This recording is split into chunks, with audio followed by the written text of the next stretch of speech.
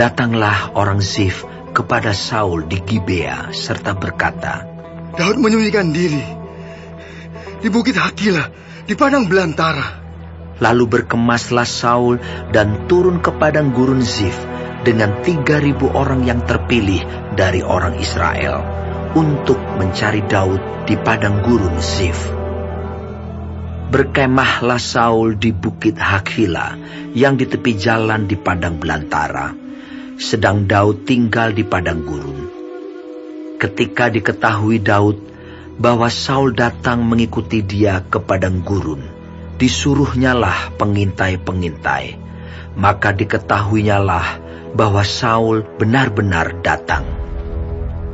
Berkemaslah Daud, lalu sampai ke tempat Saul berkemah.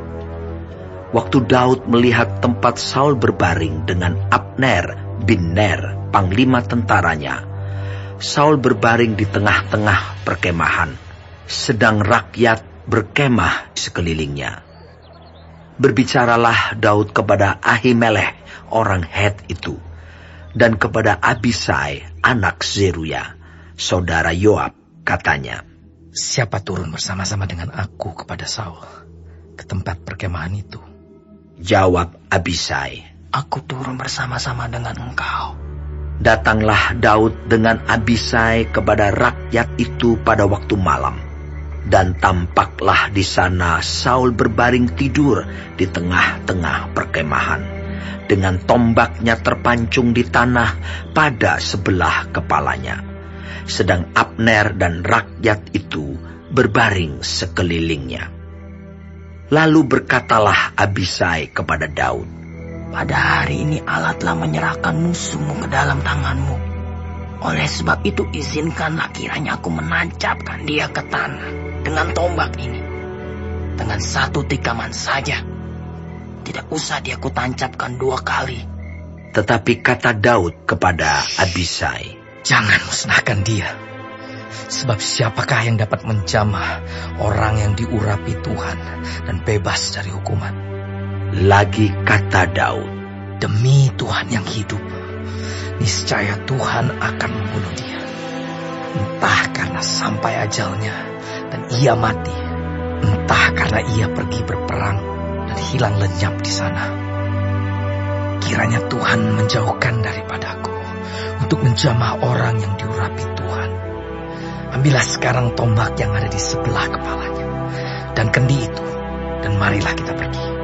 Kemudian Daud mengambil tombak dan kendi itu dari sebelah kepala Saul. Lalu mereka pergi. Tidak ada yang melihatnya, tidak ada yang mengetahuinya, tidak ada yang terbangun, sebab sekaliannya tidur, karena Tuhan membuat mereka tidur nyenyak. Setelah Daud sampai ke seberang, berdirilah ia jauh-jauh di puncak gunung, sehingga ada jarak yang besar antara mereka. Dan berserulah Daud kepada tentara itu, dan kepada Abner bin Ner, katanya, Tidakkah engkau menjawab, Abner? Maka jawab Abner, katanya, Siapakah engkau ini yang berseru-seru pada raja? Kemudian berkatalah Daud kepada Abner, Apakah engkau ini bukan laki-laki? Siapakah yang seperti engkau di antara orang Israel? Mengapa engkau tidak mengawal tuanmu raja? Sebab ada seorang dari rakyat yang datang untuk memusnahkan raja, tuanmu itu. Tidak baik hal yang kau perbuat itu.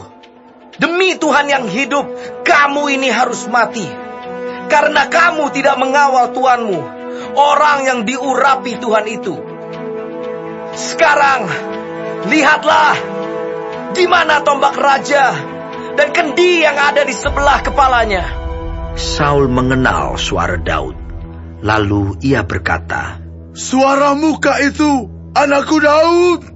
Jawab Daud, Suaraku, tuanku raja. Lalu berkatalah ia, Mengapa pula tuanku mengejar hambanya ini? Apa yang telah kuperbuat? Apakah kejahatan yang melekat pada tanganku? Oleh sebab itu, kiranya tuanku raja mendengarkan perkataan hambanya ini. Jika Tuhan yang membujuk engkau melawan aku, maka biarlah ia mencium bau korban persembahan.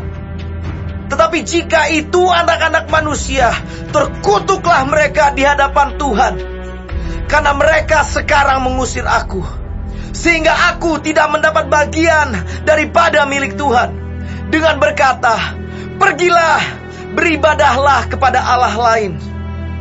Sebab itu, janganlah kiranya darahku tertumpah ke tanah, jauh dari hadapan Tuhan. Sebab Raja Israel keluar untuk mencabut nyawaku, seperti orang memburu seekor ayam hutan di gunung-gunung. Lalu berkatalah Saul, Aku telah berbuat dosa. Pulanglah anakku Daud, sebab aku tidak akan berbuat jahat lagi kepadamu, karena nyawaku pada hari ini berharga di matamu.